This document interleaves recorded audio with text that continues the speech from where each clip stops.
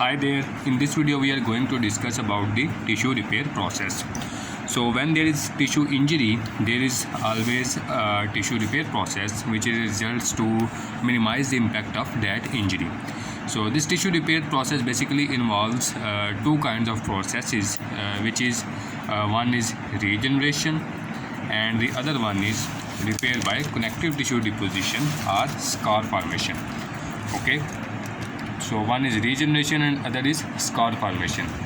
So when there is tissue injury and some amount of the cells or some number of the cells are removed, the remaining residual cell start dividing and try to compensate the lost cells, or the progenitor cell or stem cells present in that tissue migrate and differentiate into the adult cell types and try to minimize the loss. So this is type of tissue repair is called regeneration. So this is regeneration. However, if the tissue injury is very extensive and it cannot be replaced by the proliferation of the residual cells or the migration and differentiation of the stem cells, then it is replaced by a scar. And this scar formation is basically deposition of connective tissue. Fibroblasts move to the site of injury and these fibroblasts start laying down the collagen there, and this collagen then intensify and get stronger and lead to the formation of the scar. And this scarring, when occurs extensively in different body organs, it is termed as fibrosis. Fibrosis can occur in lungs, it can occur in liver, kidneys and other body organs in response to chronic inflammation. However, if this fibrosis or scar formation or deposition of connective tissue occurs in the inflammatory exudate which get into the body cavity such as pleural cavity or peritoneal cavity, then it is called organization. There may be organization in long-standing pneumonia and so on. Okay, next we move on and see how this regeneration process occurs. Okay, so this regeneration process involves different type of the cell as well as different type of cellular factors, and different factors play a combined role to regulate the process of regeneration. This regeneration process occurs in different tissues, and on the basis of the capability of cell to divide, the organs are divided and tissues are divided into three main types. So one are labile tissues, other one are the stable tissues, and third one are the permanent tissues. What are labile tissues? The tissues which continue to divide. They continue to divide and their cells are constantly lost and replaced by the new cells.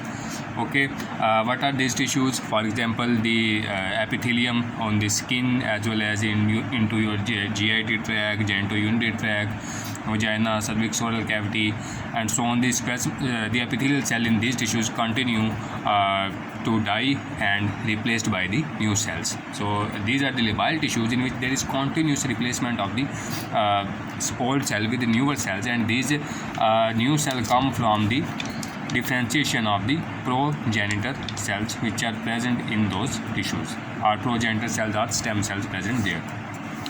The other type of tissues are stable tissues. Normally these tissues don't divide,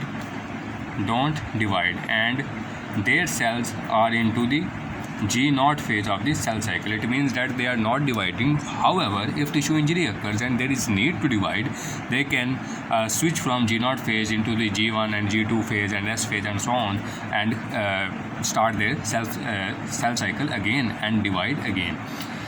And these stable tissues involve liver, kidneys, and to some extent lung parenchyma. However, the ability of liver cells to regenerate and divide is greatest among these tissues. Moreover, the endothelial cell, fibroblasts, smooth muscles can also divide, and they are also included into the stable tissues. Next tissues are permanent tissues. These tissues don't even divide at all. Okay, it means that if there is injury to these tissues, there is no regeneration. Instead, they are repaired by scar formation or deposition of the connective tissue or fibrosis. What are these tissues? These tissues include heart muscle cells as well as neurons as well as skeletal muscle. In skeletal muscle, to very small extent, regeneration is possible by endomysial sheath cells. However, they are included into the permanent tissues because this regenerative capacity is too little into the skeletal muscle cells.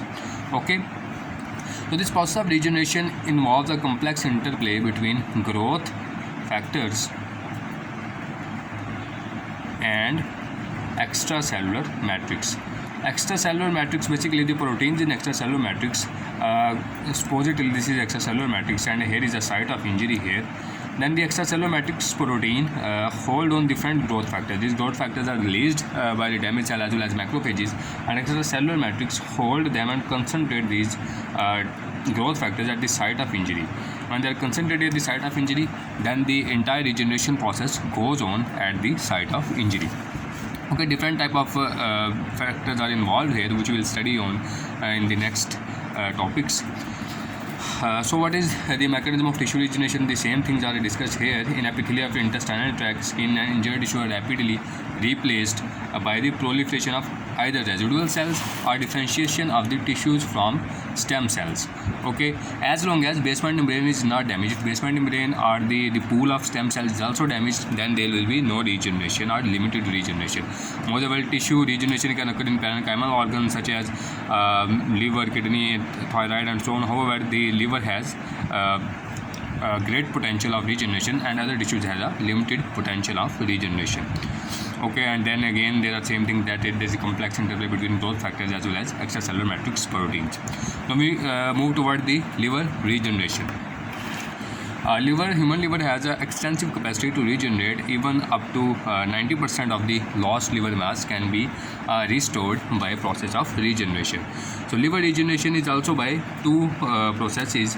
The residual or remaining hepatocytes proliferate and divide and replace the lost hepatocytes. Moreover, the progenitor cell present in the liver also divide and get differentiated to the adult hepatocytes, and they replace the lost mass of the liver.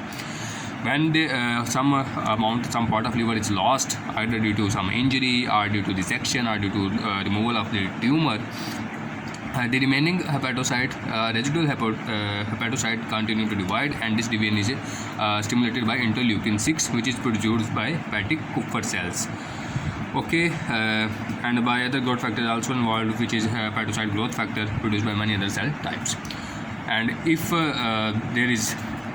there is extensive damage by chronic liver injury or inflammation, then progenitor cells in liver also contribute to repopulation, and these progenitor cells are present in the canal of Hering, which is a histological structure in the liver.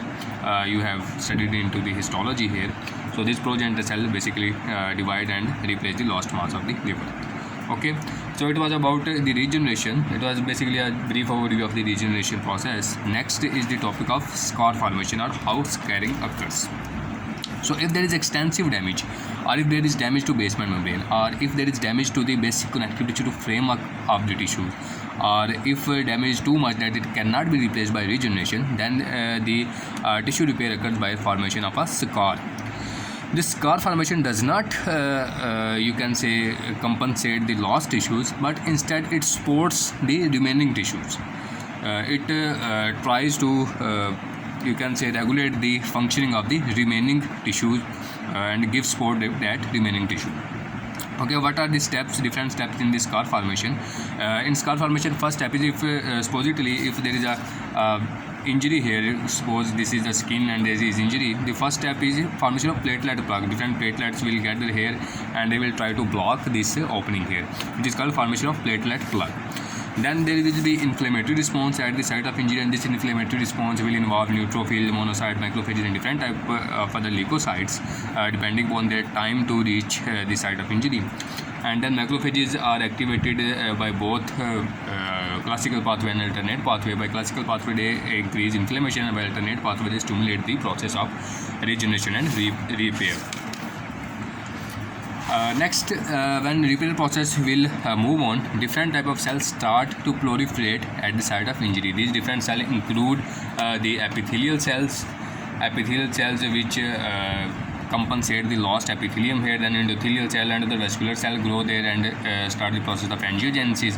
Fibroblasts move there and start laying down the collagen and scar formation, and this combination of then a combination of tissues formed which contain blood vessel, which contains fibroblasts, which contain you can say smooth muscle cells. This tissue is called granulation tissue. Then there is a remodeling of this granulation tissue, and it gets hardened and form a you can say stable scar, which is called remodeling. Okay, these are different steps in formation of scar. So first there will be formation of platelet plug, then there will be inflammatory response, and then there will be proliferation of different type of the cell, which include epithelial cells, endothelial cell, fibroblast, and the combination of these different growing cells is formed, which is called granulation tissue. Then will be remodeling of this granulation tissue, which will lead to the formation of a stable scar. So healing of wound is basically classified into two types. One is primary intention and one is secondary intention. Supposedly this is a skin and there is a small sharp cut here, and these edges of skin are close to each other. Then the healing process here is called primary intention, and it basically involves the regeneration process, and scaring is minimum here. However, if the wound is deep and edges of the skin get away, supposedly this is a deep wound and edges of skin are away, then there will be deposition of collagen here and extensive scarring, and this is called secondary intention. Okay, healing is basically primary intention, secondary intention. However, normal healing process involves these both processes, so this classification is not so much in use. Next step is angiogenesis. There was angiogenesis, and how is this angiogenesis basically occurs? In angiogenesis process, first supposedly this is a blood vessel here, and first step is vasodilation. This vasodilation occurs in response to the nitric oxide, and the formation of nitric oxide is stimulated by vascular endothelial derived growth factor. This factor stimulates basically NO production, and this NO production in turn increases the vasodilation and vascular permeability. So when vasodilation occurs, the next step is the movement of the pericyte away. Pericyte get away from the site where there is a formation of new blood vessels, and then there is the dissolvement of the basement membrane here. Basement membrane get dissolved by metalloproteinases, and then sprout of the blood vessel, a bud of the new blood vessel is formed. Then new endothelial cell continue to migrate at that site, and this new blood vessel grows along here, and then again new pericytes are deposited there, and smooth muscle cells are deposited, and the process is stopped or regressed. Okay. So what was the steps? First, vasodilation in response to vascular endothelial derived growth factor, then the basement membrane, then the pericytes were moved away, basement membrane was dissolved, and the sprout was formed. This sprout continued to grow by addition of the endothelial cells, and then the smooth muscle cell and pericytes are added to the side, and new blood vessel is formed, and the process is retorted. That was all about the angiogenesis, which all is written here, and it is regulated by different growth factors. Which growth factors are involved? Vascular endothelial derived growth factor is basically involved, which stimulates the migration and the proliferation of endothelial cell, as well as promotes vasodilation by stimulating the production of NO. More factors involved are fibroblast growth factor, especially fibroblast growth factor 2, which leads to the formation of connective tissue, as well as stimulate the proliferation of endothelial cells. Okay, more factors involved include platelet derived growth factor and TGF transforming growth factor beta. Platelet derived growth factor recruits smooth muscle cells in the new blood vessels, and TGF beta suppresses this process and enhances the production of extracellular matrix proteins here, and stabilizes these newly formed tissues. And then there is node signaling involved in the process of angiogenesis. What is node signaling? There is no node signaling. The blood vessels may be formed irregular. Supposedly these are irregular formation of blood vessel and so on. However, node signaling is the crosstalk, or you can say cross signaling between vascular endothelial derived growth factors, and it ensures that there is a proper difference between blood vessels. Supposedly this is one blood vessel and this is new blood vessel. It ensures that difference between two blood vessels is appropriate, and they are regularly formed. Moreover, extracellular matrix proteins are also involved in this process. They encode different growth factors, as well as they regulate the endothelial cell migration and provide scaffold for the vascular growth. Moreover, the enzymes such as tissue metalloproteinases are involved, which degrade the extracellular matrix and allow the growth and remodeling of the new vascular tube. Newly formed vascular tube are basically leaky to some extent, because vascular endothelial derived growth factor, which is forming these vessels, also induces increase in permeability. So some fluid leaks out, and there is some edema at the site of new angiogenesis. So the next step which was in scar formation was the deposition of fibroblast or scar formation, and this occurs by migration and proliferation of the fibroblast into the site of injury, and then deposition of the extracellular matrix proteins. First, fibroblasts go there in response to different factors such as platelet-derived growth factor, fibroblast growth factor, and TGF beta. So what happens?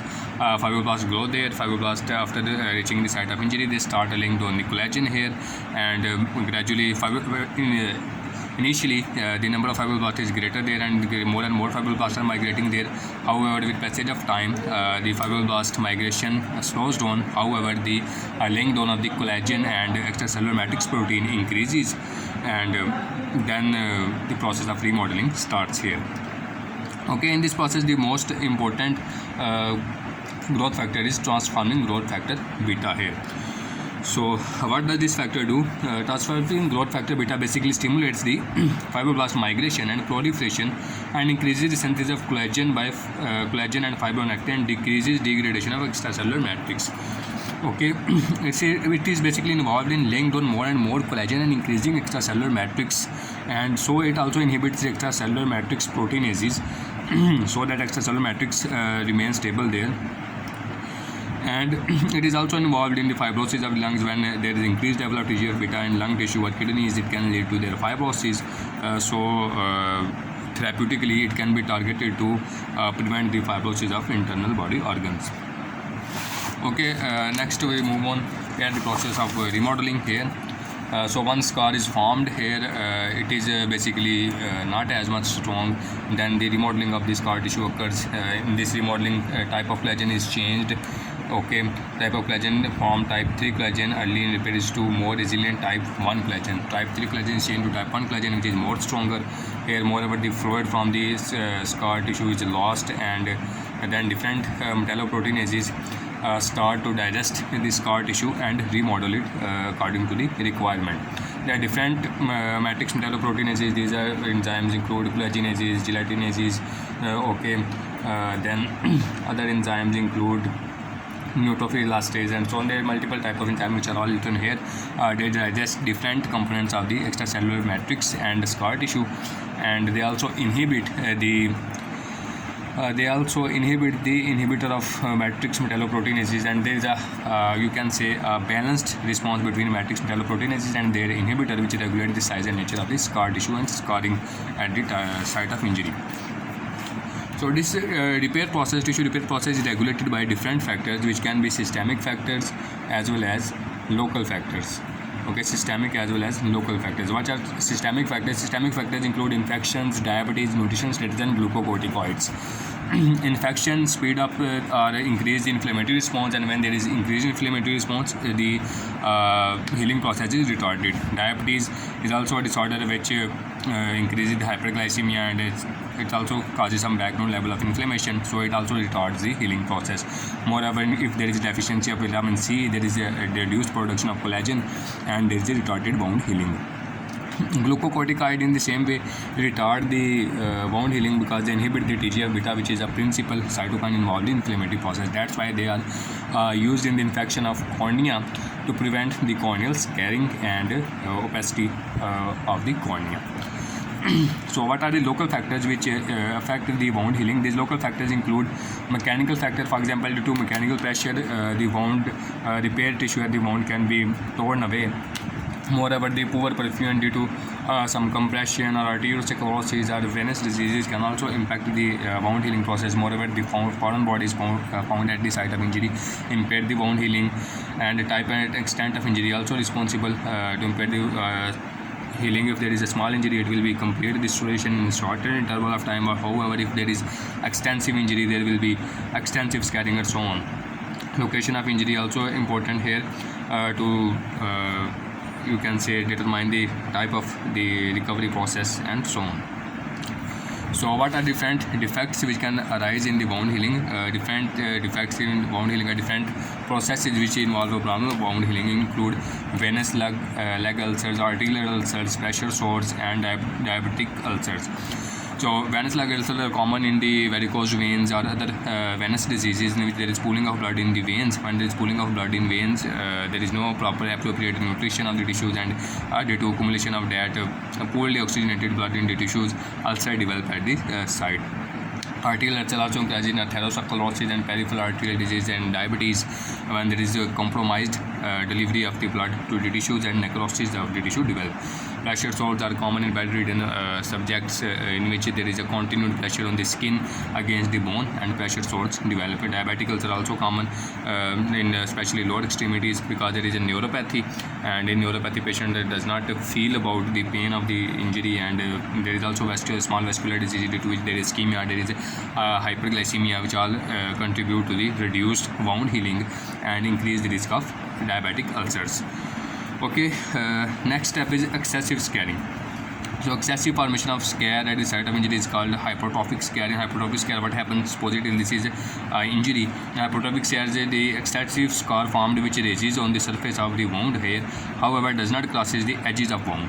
If it crosses the edges of wound, it is called a keloid.